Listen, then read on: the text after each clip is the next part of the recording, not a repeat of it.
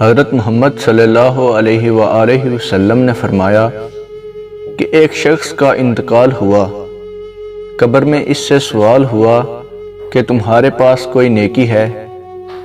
اس نے کہا کہ میں لوگوں سے خرید و فروخت کرتا تھا، اور جب کسی پر میرا قرض ہوتا تو میں مالداروں کو مہلت دیا کرتا تھا اور تنگ دستوں کے قرض کو معاف کر دیا کرتا تھا۔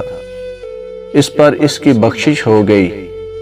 حضرت محمد صلی اللہ علیہ وآلہ وسلم نے فرمایا، 4 چیزیں آپ کو ختم کر دیتی ہیں: پریشانی، غم، بھوک اور دیر سے سونا۔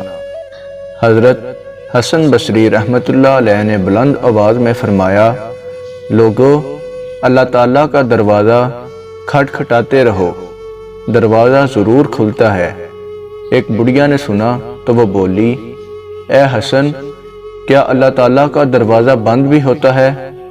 حسن بصری رحمۃ اللہ علیہ یہ بات سن کر گش کھا کر گر پڑے اور فرمایا، اے اللہ پاک، یہ بڑھیا تجھے مجھ سے زیادہ جانتی ہے۔ سب سے برا کھیل وہ ہے جو کسی کے حلوس سے کھیلا جائے۔ اللہ جب بہترین سے نوازتا ہے تو پہلے بدترین سے گزارتا ہے۔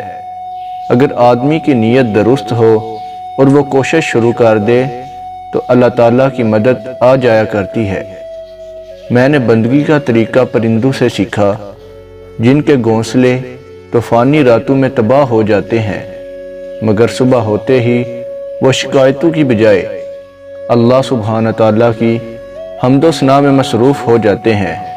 اناؤں، نفرتوں، خود غرضیوں کے ٹہرے پانی میں محبت گولنے والے بڑے درویش ہوتے ہیں۔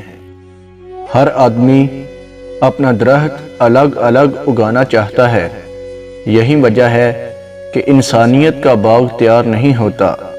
ہر میاں بیوی پر ایک وقت ایسا بھی آتا ہے کہ جب کچھ لوگ ان کے رشتے کو کمزور کرنے کی کوشش کرتے ہیں۔ جو اس مشکل وقت میں نکل گیا وہ سکھی، اور جو لوگوں کی باتوں میں آ گیا اس کا مقدر نہ ختم ہونے والے دکھ ہے۔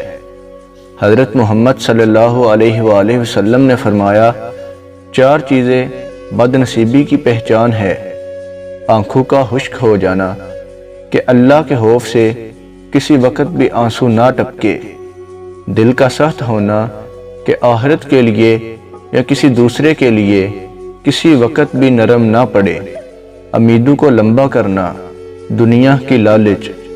حضرت ابوبکر صدیق رضی اللہ تعالی عنہ نے فرمایا، کسی کو دکھ دینے والا کبھی خوش نہیں رہ سکتا۔ حضرت عمر فاروق رضی اللہ تعالی عنہ نے فرمایا، کسی کی بے بسی پر مت ہنسو، کل یہ وقت تم پر بھی آ سکتا ہے۔ حضرت عثمان غنی رضی اللہ تعالی عنہ نے فرمایا، کسی کی آنکھ تمہاری وجہ سے غم نہ ہو، کیونکہ تمہیں اس کے ہر آنسو کا قرض چکانا ہوگا۔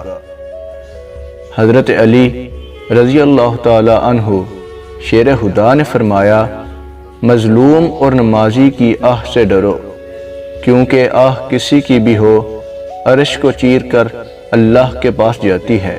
ہوائیں موسموں کا رخ بدل سکتی ہیں اور دعائیں مصیبتوں کا۔ کچھ باتوں کا جواب صرف خاموشی ہوتی ہے، اور خاموشی بہت خوبصورت جواب ہے۔ اگر آپ کو یہ ہماری ویڈیو اچھی لگی ہو تو پلیز چینل کو سبسکرائب کر دیں اور بیل کے آئیکن کو پریس کر دیں۔